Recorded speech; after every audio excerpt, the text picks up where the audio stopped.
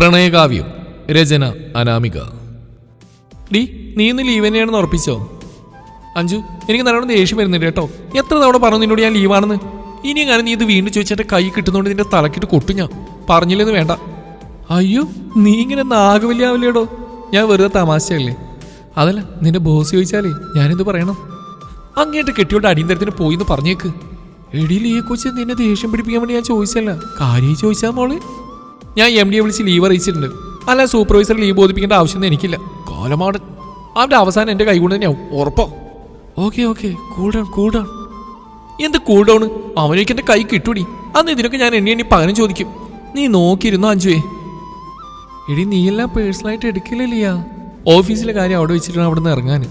റൂമിലെത്തിയ ഓഫീസിലൊന്നും ചിന്തിക്കരുത്. എന്നെ കണ്ടില്ലേ നീ? No tension, no worries, full time happy. അവന് നിന്നെ ആ ദുഷ്ട ഇതുപോലെ എപ്പോഴും വഴക്ക് പറയാറുണ്ടോ? അമലിന് ചീത്ത പറയാറുണ്ടോ? അരുണിനെയോ ഗീതവിനെയോ അയാൾ എന്തെങ്കിലും പറയുന്ന നീ കേട്ടിട്ടുണ്ടോ? മിനിഞ്ഞാന്ന് വരെയുള്ള ചീത്ത കുറച്ച് ഞാൻ ക്ഷമിച്ചു. വർക്കിൽ കുറച്ചൊക്കെ മിസ്റ്റേക്ക് ഞാനും വരുത്തിയിട്ടുണ്ട്. പക്ഷേ ഇന്നലെയോ ഞാൻ ചെയ്യാത്ത വർക്കിനല്ലേ ആ കാലമാട് എല്ലാവരുടെയും മുമ്പിൽ വെച്ച് എന്നെ അപമാനിച്ച്. അതും ഗീതു അരുണും പിന്നെ നീ കൂടി സബ്മിറ്റ് ചെയ്ത വർക്കിന്.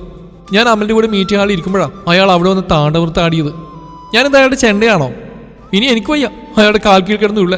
ഞാൻ ജോലി റിസൈൻ ചെയ്താലെന്ന് പോലും ആലോചിക്കുക. എൻ്റെ പൊന്നിലിയ, നീ ഇങ്ങനെ അപ്സെറ്റ് ആവില്ലേ? നീ എന്തായാലും ഇന്ന് ലീവ് എടുത്ത് മൈൻഡൊക്കെ ഒന്ന് ഫ്രീ ആക്ക്. ഈവനിങ് ഞാൻ വന്നിട്ട് നമുക്കൊരു മൂവിക്ക് പോവാം. ഓക്കെ ബൈ ഡി, ടേക്ക് കെയർ. അഞ്ചു പോയതും തലവഴി പുതപ്പിട്ട് നന്നായിട്ട് ഒന്നുകൂടെ ഉറങ്ങി. പക്ഷെ ഉറങ്ങി എണീറ്റിട്ടും ഓഫീസിലെ കാര്യങ്ങൾ മനസ്സിൽ നിന്നും പോയില്ല. ഇന്നലെ ശരിക്കും നന്നായിട്ട് ഇൻസൾട്ടായി. ഞാൻ ചെയ്ത വർക്കിനാണെങ്കിൽ വേണ്ട, ചെയ്യാത്ത കാര്യത്തിന് മീറ്റിംഗ് ഹാളിൽ വെച്ച് എല്ലാവരുടെയും മുമ്പിൽ വെച്ച് ചീത്ത പറഞ്ഞപ്പോൾ കണ്ണുകൾ നിറഞ്ഞൊഴുകിയിരുന്നു. എൻ്റെ ഭാഗം ക്ലിയർ ചെയ്യാൻ ശ്രമിച്ചുവെങ്കിലും ഗെറ്റ് ഔട്ട് അടിച്ചു എന്നെ. ദുഷ്ടനാണ് അയാൾ. കാർത്തിക് ദേവ്, ഞങ്ങളുടെ ഡിപ്പാർട്ട്മെൻറ്റിൻ്റെ ഹെഡ്. വലിയ പ്രായമൊന്നുമില്ല. ഏറി വന്നാൽ എന്നേക്കാൾ 3-4 വയസ്സ് കൂടുമായിരിക്കും. പക്ഷെ ഒടുക്കത്തെ ചാടയാ, തെണ്ടി. ഞങ്ങളവിടെ ജോയിൻ ചെയ്തിട്ട് 3 മാസമായിട്ടേ ഉള്ളൂ. എനിക്കും അഞ്ജുവിനും അമലിനും ക്യാമ്പസ് ഇൻ്റർവ്യൂ വഴി കിട്ടിയ പ്ലേസ്മെൻറ്റാണിത്. ഒരു കൊല്ലത്തെ എഗ്രിമെൻ്റ് ഉണ്ട്. ഇല്ലെങ്കിൽ ഇന്നലെ തന്നെ റിസൈൻ ലെറ്റർ എഴുതി അവൻ്റെ മുഖത്തേക്ക് എറിഞ്ഞ് പോയിരുന്നു ഞാൻ. കാർത്തിക് സാർ എല്ലാവരോടും ഫ്രണ്ട്ലിയാണ്. എന്നോട് മാത്രം എന്തോ അയാൾക്കൊരു ഇഷ്ടക്കുറവ് തുടക്കം മുതലേ ഉണ്ട്. എല്ലാവരോടും നന്നായി സംസാരിക്കും, തമാശകൾ പറയും. പക്ഷെ എന്നെ കാണുമ്പോൾ ഇഞ്ചി അടിച്ച കുരങ്ങിനെ പോലെ ഇരിക്കും. എൻ്റെ ജീവിതത്തിലെ ആദ്യത്തെ അനുഭവമാണിത്. തരക്കേടില്ലാത്ത സൗന്ദര്യമുള്ളതുകൊണ്ട് പൊതുവെ ഏതൊരാണ് എന്നെ കണ്ട് അറ്റ്ലീസ്റ്റ് ഒന്ന് പുഞ്ചിരിക്കുകയും ചെയ്യാറുണ്ട്. ഞാൻ പല ചിരികളെയും കണ്ടില്ലെന്ന് അടിച്ച് പോയിക്കളെ. അതെൻ്റെ ഒരു ഹോബിയായിരുന്നു. പിന്നെ എൻ്റെ ഒരു ചിരിക്ക് വേണ്ടി അവർ പെടാപാട് നടക്കുന്നെല്ലാം കണ്ട് ഞാൻ ആനന്ദ നിർവൃതി കൊള്ളും. ആഹാ, എനിക്കതൊരു ലഹരി തന്നെയായിരുന്നു. അവസാനം എൻ്റെ ഒരു ചിരി അവരിലേക്ക് എത്തുമ്പോഴേക്കും പലരിലും പ്രണയം മുട്ടിയിട്ടുണ്ടാവും. അത് മനസ്സിലായില്ലെന്നടിച്ച് നിഷ്കളങ്കയായ ഒരുവളെ പോലെ ഞാൻ മെല്ലെ നടന്നു നീങ്ങും. അത്രയ്ക്ക് ഡിമാൻഡുള്ള എന്നെയാ ഇയാളൊരു മൈൻഡും തരാതെ പട്ടിയെ പോലെ ചീത്ത പറയുന്നു. എന്നാലോ ഓഫീസിലെ ബാക്കി പെൺപിള്ളേരോടെല്ലാം കൊഞ്ചാനും കൊഴയാനും ഒരു കുറവില്ലേനും. ഇനിയിപ്പോൾ അയാൾ ആകർഷിക്കുന്ന വിധത്തിലുള്ള സൗന്ദര്യം എനിക്കില്ലേ? അതുവരെ മടി പിടിച്ച് കിടന്നിരുന്ന ഞാൻ സെക്കൻഡിനുള്ളിൽ കണ്ണാടിയുടെ മുമ്പിലെത്തി. മുഖം തിരിച്ചും മറിച്ചും നോക്കി. കുറേ നേരം കണ്ണാടിയുടെ മുമ്പിൽ അങ്ങനെ നിന്നു.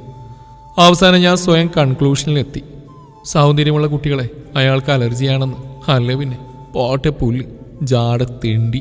ഒരാഴ്ച ലീവ് എടുത്ത് വീട്ടിലേക്ക് പോയാലോ എന്ന ചിന്ത അപ്പോഴാണ് മനസ്സിൽ വന്ന്. പക്ഷെ അവിടെ എത്തിയ പെണ്ണ് കാണലിന് ഒരു കൂട്ടിന് ഞാൻ നാട്ടിലേക്ക് വരുന്ന കാത്ത് കണ്ണിൽ എണ്ണയൊഴിച്ച് നിൽപ്പാണെന്നാണ് അറിയാൻ കഴിഞ്ഞത്. അപ്പം അറിഞ്ഞുകൊണ്ട് ആ ട്രെയിന് തലവെക്കുന്നില്ല. ഇനി ഒരു 2 വർഷമെങ്കിലും അടിച്ചു കുളിച്ച് ഫ്രീ ആയിട്ട് നടക്കണമെന്നാണ് ആഗ്രഹം. അതിനെൻ്റെ അച്ഛനും അമ്മയും കല്യാണം എന്നും പറഞ്ഞ് ഒറ്റക്കാലം തപസ് ചെയ്യാൻ തുടങ്ങിയിട്ട് കൊല്ലൊന്ന് കഴിഞ്ഞു. അടുത്ത മകയിരത്തിലേക്ക് 25 തികയുന്ന ഞാൻ ഇപ്പോഴേ 8 പ്രായം കഴിഞ്ഞു പോയിന്നാ അവരുടെ വെപ്പ്. വൈകുന്നേരം 5 ജോലി കഴിഞ്ഞ് വന്ന് അവരുടെ കൂടെ ഒരു സിനിമയ്ക്ക് പോയപ്പോൾ കുറച്ചൊക്കെ മൈൻഡ് റിലാക്സ്ഡ് ആയി. പിറ്റേ ദിവസം ഓഫീസിലേക്ക് പോകുമ്പോൾ തന്നെ ഞാൻ ദൃഢനിശ്ചയം എടുത്തിരുന്നു. അവനെ ആ സൗന്ദര്യം ആസ്വദിക്കാൻ അറിയാത്ത ചാടിത്തേണ്ടി കാർത്തികനെ മൈൻഡ് ചെയ്യാനേ പോവില്ലെന്ന്. ഓഫീസിൽ ചെന്ന് ഞാൻ തകൃതിയായി വർക്ക് ചെയ്തുകൊണ്ടിരിക്കുമ്പോഴാണ് അവൻ ഞങ്ങളുടെ ക്യാമ്പിലേക്ക് വന്ന്. എല്ലാവരും വിഷ് ചെയ്യുന്നുണ്ട്. ഞാൻ സിസ്റ്ററിൽ നിന്നും കണ്ണെടുത്തതേയില്ല. എൻ്റെ വിഷ് കിട്ടാത്തതുകൊണ്ടാവും അവൻ എന്നെ നോക്കുന്നത് ഞാൻ ഇടം കണ്ടുകൊണ്ട് കണ്ടു. മൈൻഡ് ചെയ്യാനേ പോയില്ല. ഉച്ചയ്ക്ക് ലഞ്ച് ബ്രേക്കിന് ഫുഡ് കഴിക്കുമ്പോഴാണ് ഒടുക്കത്തെ ചാടയിട്ടുകൊണ്ട് അവൻ ക്യാൻറ്റീനിലേക്ക് വരുന്നത് കണ്ടത്. അവനെ കണ്ടത് അഞ്ജുവും ഗീതയും എന്താ ഉലിപ്പീര്. പെണ്ണുങ്ങളുടെ വില കളയാൻ. അയ്യേ സർ ഇങ്ങോട്ട് വരൂ, ഇവിടെ ഇരുന്നോളൂ.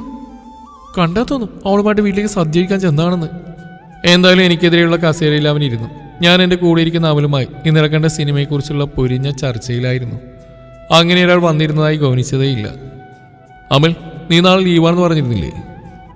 ചോദ്യകർത്താവ് നമ്മുടെ ജാടകാരൻ തെണ്ടിയാണ്. അതെ സർ, ഞാൻ രാവിലെ പറഞ്ഞിരുന്നല്ലോ. എന്തിനായിരുന്നു ലീവ്? ഞാൻ മറന്നുപോയി. കസിൻ്റെ ഹൗസ് വാമിങ്. ആ ഓക്കെ. അതല്ല, വല്ലവരുടെയും ഭാര്യമാരുടെ 16 അണിന്തരം വല്ലതുമാണെങ്കിൽ ലീവില്ല കേട്ടോ. അത് കേട്ടതും കഴിച്ചുകൊണ്ടിരുന്ന ഫുഡ് എൻ്റെ ഉച്ചയിൽ കയറി. ചുമച്ചുകൊണ്ടിരിക്കുന്ന എൻ്റെ മുമ്പിലേക്ക് കാർത്തിക് വെള്ളം നിറച്ച ഗ്ലാസ് നീട്ടി. അഞ്ചു തൊട്ടടുത്ത് ഒന്നറിയാത്ത പോലെ ഇരിക്കുന്നുണ്ട്. ഇന്ന് റൂമിലെത്തി അവിടെ കൊലപാതകമാ, ഞാൻ മനസ്സിൽ ഉറപ്പിച്ചു. എല്ലാവരും കാർത്തികുമായി സംസാരിക്കുന്നു, ചിരിക്കുന്നു, അട്ടഹസിക്കുന്നു. ഞാനൊന്ന് ലീവ് എടുത്തപ്പോഴേക്കും എന്തൊക്കെ മറിമായങ്ങളാണ്. ഞാൻ അതിനിടയിൽപ്പെട്ട് ആകെ വീർപ്പുമുട്ടി. ഫുഡ് വേഗം കഴിച്ച് ആരോടും ഒന്നും പറയാതെ വേഗം എണീറ്റുപോയി. അഞ്ചു പിന്നാലെ ഓടി വന്ന് കുറേ സോറി പറഞ്ഞു. ഇന്നലെ ഒരുമിച്ചിരുന്ന് എല്ലാവരും സംസാരിക്കുന്നതിനിടയിൽ അറിയാതെ നീ പറഞ്ഞങ്ങനെ കാർത്തിക് സാറിനോട് ആ ഒരു ഫ്ലോയിൽ പറഞ്ഞു പോയതാടി, സാറും അത് തമാശയായിട്ട് എടുത്തിട്ടുള്ളൂ എന്നൊക്കെ. ഞാനൊന്നും മിണ്ടാൻ പോയില്ല. എല്ലാവരും ഒരു ഗ്യാങ്ങായി മാറിയിട്ടുണ്ട്. അതിനിടയിൽ ഞാനൊരു അധികപ്പറ്റി പോലെ തോന്നി എനിക്ക്. പിന്നീടുള്ള ദിവസങ്ങളിലും കാർത്തിക് കിട്ടുന്ന അവസരങ്ങളിലെല്ലാം എന്നെ ചീത്ത പറഞ്ഞുകൊണ്ടേയിരുന്നു. കഴിഞ്ഞ ജന്മത്തിൽ ഇയാളും ഞാൻ വല്ല കീരിയും പാമ്പുമായിരുന്നു ദൈവമേ. അതിൻ്റെ ബാക്കിയാണ് ഇപ്പോൾ അയാളെന്നോട് കാണിച്ചുകൊണ്ടിരിക്കുന്നത്. കീതു അഞ്ചും വർക്കിൽ എന്തെങ്കിലും മിസ്റ്റേക്ക് ചെയ്താലും മോളെ അതിങ്ങനെയല്ല മോളെ, ഇങ്ങനെ ചെയ്യും മോളെ, കേട്ടോ മോളെ എന്നൊക്കെ പറഞ്ഞൊരു 10,000 മോൾവിളിയായിരിക്കും. ഈ ഉള്ളവൾ ഇത്രയും ക്രൂശിക്കപ്പെടാൻ മാത്രം എന്ത് തെറ്റ് ചെയ്തു എൻ്റെ ഈശ്വര. അങ്ങനെ ഇരിക്കുകയാണ് ഞാൻ ചെയ്ത വർക്കിൽ മിസ്റ്റേക്ക് ഉണ്ടെന്നും പറഞ്ഞു പതിവ് പോലെ കാർത്തികനെ ചീത്ത പറഞ്ഞ്. കുറച്ചു മുന്നേ ഗീതി ചെയ്ത വർക്കിൽ വലിയൊരു എറർ വന്നിട്ടും ശ്രദ്ധിക്കണ്ടേ മോളെ, ശ്രദ്ധിക്കുന്നുണ്ട് ബോസ് എന്നും പറഞ്ഞ് അവിടെ തോളിൽ തട്ടിപ്പോയ ആളാണ്. ചെറിയൊരു തെറ്റിന് എന്നെ എല്ലാവരുടെയും മുമ്പിൽ വെച്ച് വഴക്ക് പറഞ്ഞ്. പൊതുവെ വഴക്കേട്ടാൽ വേഗം വാശേരിയിൽ പോയി നിറഞ്ഞ കണ്ണു തുടച്ച് പിന്നെ കണ്ണാടിയിൽ നോക്കി അവന് 2-3 തെറി അത്യാവശ്യം ഉറക്കെ പറഞ്ഞ് തിരികെ ക്യാമ്പിലെത്തുമ്പോഴേക്കും ഞാൻ ഓക്കെ ആയിട്ടുണ്ടാവും. പക്ഷേ ഇന്ന് അവൻ്റെ പിന്നാലെ നേരെ അവൻ്റെ റൂമിലേക്ക് ഞാനും ചെന്നു. പെർമിഷൻ വാങ്ങിക്കാതെ അപ്രതീക്ഷിതമായി എന്നെ അകത്ത് കണ്ടതും അവനിലെ ഒരു അമ്പരപ്പുണ്ടായിരുന്നു.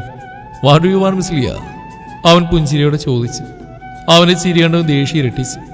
I want to know now, if I am your enemy, why you treat me so cruelly? Tell me, tell me. ഞാൻ അവൻ്റെ മുമ്പിൽ നിന്ന് കിതച്ചു. കാർത്തിക് ഒരു നിമിഷം സ്തബ്ധനായും തോന്നുന്നു. പെട്ടെന്നാണ് എനിക്ക് ബോധോദയം ഉണ്ടായത്.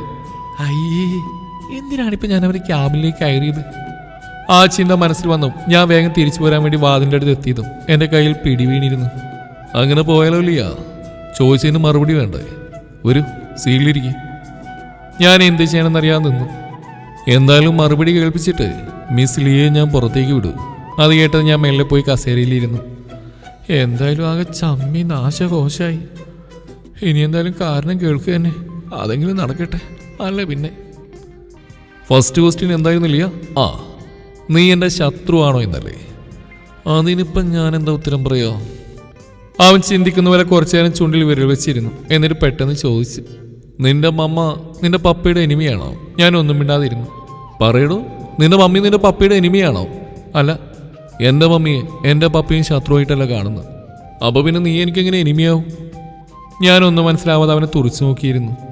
എന്നെ ഇങ്ങനെ നോക്കി ദഹിപ്പിക്കല്ലേ മിസ് ലിയ, ഞാൻ വെണ്ണീറായി പോവും. ഇനി നെക്സ്റ്റ് ക്വസ്റ്റ്യൻ എന്തായിരുന്നു? ആ, why I treat you so cruelly എന്നല്ലേ? അതിപ്പോൾ എന്താണെന്ന് പറഞ്ഞാ, കെട്ടുകഴിഞ്ഞാൽ മരണം വരെ സ്നേഹത്തോടെ ജീവിക്കേണ്ടവരല്ലേ നമ്മൾ. അപ്പം ഇപ്പോഴല്ലേ എനിക്ക് ഇങ്ങനെയൊക്കെ പെരുമാറാൻ പറ്റൂ? ആരുടെ കെട്ടടോ അനാവശ്യം പറയും നീ? ഞാൻ വിറവുകൊണ്ട് നിന്നു. അയ്യേ, ഇയാൾ എന്നെ അതിനെങ്ങനെ റേസ് ആവുന്നേ?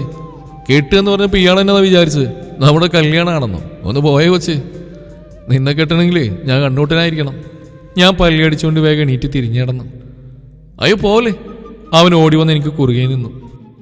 ഇനിയിപ്പോൾ കൊച്ചിന് അങ്ങനെ എന്നായെങ്കിലും വല്ല ആഗ്രഹം മനസ്സിൽ തോന്നിയിട്ടുണ്ടെങ്കിലേ കുറ്റം പറയാനും പറ്റില്ല. കൊച്ചിൻ്റെ പ്രായം അതാണല്ലോ.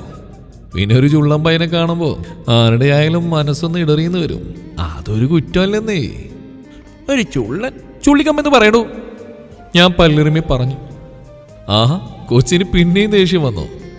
എന്നാ പിന്നെ അത് തണുപ്പിച്ചിടനെയുള്ളൂ കാര്യം. ഈ ഫോണിലേക്ക് നോക്കി. അവൻ പെട്ടെന്ന് അവൻ്റെ ഫോണിൻ്റെ മുന്നിലേക്ക് നീട്ടി. ഞാൻ അതിലേക്ക് നോക്കാനേ പോയില്ല. ഈ ആഴ്ച വരെ അടുത്ത ആഴ്ച വരെ എന്ന് പറഞ്ഞ് നീട്ടി 3 മാസം കഴിഞ്ഞു എന്നെ പറ്റിക്കാൻ തുടങ്ങിയിട്ട്. ഇന്ന് എനിക്ക് കൃത്യമായിട്ട് അറിഞ്ഞു തീരൂ.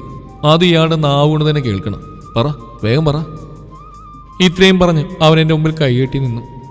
തലക്ക് സൂക്കേടാണെന്ന് ആദ്യമേ തോന്നിയിരുന്നു, പക്ഷെ ഇത്രയ്ക്ക് മുഴുവട്ടാണെന്ന് അറിഞ്ഞിരുന്നില്ല. ഞാൻ പരിഹസിച്ചുകൊണ്ട് പറഞ്ഞു. അയ്യോ, വല്ലാത്തൊരളിഞ്ഞ കോമഡി ആയിപ്പോയല്ലോ മോളെ. അതുകൊണ്ട് ഇയാളെന്നാ നാട്ടിലേക്ക് പോകുന്നേ?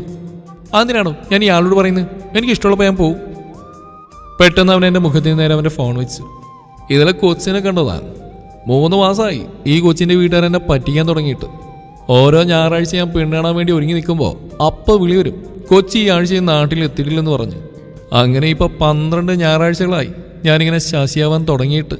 ഞാനാണെങ്കിൽ ആദ്യത്തെ പെണ്ണ് കാണലിൻ്റെ എക്സൈറ്റ്മെൻറ്റിലും. ഇത് ആ കൊച്ചുണ്ട് അറിയുന്നു. ഞാൻ ആ ഫോണിലേക്ക് നോക്കി, എന്നിട്ട് ദേഷ്യത്തോടെ പറഞ്ഞു, എന്നാലേ ഇതിൽ കൊച്ചിനി നാട്ടിലേക്ക് പോകുന്നേ ഇല്ല. അതിനു വേണ്ടി മാറ്റിവെച്ച വെള്ളം കൊണ്ട് കളഞ്ഞോളൂ കേട്ടോ. അങ്ങനെ ഒറ്റയടിക്ക് പറയല്ലേടോ. ആദ്യമായിട്ട് ചങ്കിനകത്ത് കയറി കൂടിയ പെണ്ണാ നീ. അതിനൊരാളുടെ ചങ്കിൽ മാത്രം കയറി കൂടിയാൽ മതിയോ? ഇതിലെ കൊച്ചിന്റെ ചങ്കിൽ എന്താണെന്ന് അറിയോ ഇയാൾക്ക്?